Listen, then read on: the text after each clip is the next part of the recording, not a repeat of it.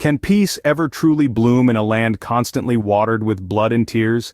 That's a question that has haunted the Middle East, particularly the region encompassing Israel and Palestine, for decades.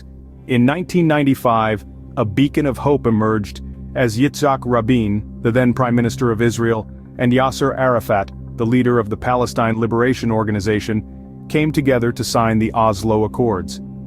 This agreement was a historic attempt to establish a framework for peace in the deeply divided region. However, this beacon was quickly extinguished when Rabin was tragically assassinated by an Israeli extremist. The ripples of this brutal act were felt far and wide. In the absence of Rabin's commitment to peace, Israeli policies swung towards catering to their own extremists. These individuals were as fanatical and violent as the members of Hamas, a Palestinian Sunni Islamic fundamentalist organization which primarily utilizes terrorism to try achieving political goals. Benjamin Netanyahu, who was prime minister for a large part of the period following Rabin's death, adopted policies that deepened the divide among Palestinians. His actions seemed to be strategically designed to stoke hostilities in order to keep the Palestinian factions at odds. This strategy culminated in a Palestinian civil war in 2007, which resulted in Hamas seizing power in Gaza. It's worth noting that Hamas won just under 45% of the votes in the final Palestinian Democratic election, which was held in 2006. Fast forward to October 7, 2023. The world watched in horror as Hamas committed atrocities, brutally murdering over 1,000 civilians and taking hundreds of hostages, including children and the elderly. This act was met with a relentless bombing campaign by Netanyahu's administration. The horror of Hamas's actions was soon overshadowed by the horrifying response of the Israeli government.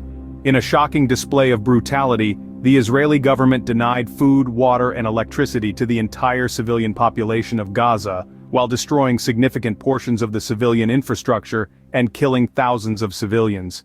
Netanyahu's actions were not just morally reprehensible, they were also strategically flawed. Netanyahu has long been seen as a figure who never truly desired peace. During his tenure, he consistently undermined the Palestinian Authority in the West Bank, which strengthened Hamas's stranglehold over Gaza. His policies have caused immense suffering for Palestinians. But perhaps more surprisingly, Netanyahu's policies haven't been beneficial for Israelis either. To summarize, the assassination of Yitzhak Rabin in 1995 led to a shift in Israeli policies towards catering to extremists. Netanyahu's tenure as prime minister saw the deepening of divisions among Palestinians, culminating in a Palestinian civil war in 2007 and the rise of Hamas in Gaza. The horrifically disgusting actions of Hamas in October 2023 were met with a horrifically disgusting response from Israel, and both civilian populations have suffered immensely. Ultimately, Netanyahu's policies have not only harmed Palestinians but also failed to bring about any real benefits for Israelis. In the end, it seems that the question we started with remains unanswered. Can peace ever truly bloom in a land constantly watered with blood and tears? Only time will tell. But one thing is certain. Achieving peace requires leaders who are truly committed to the cause, leaders who prioritize the well-being of their people over personal or political gain.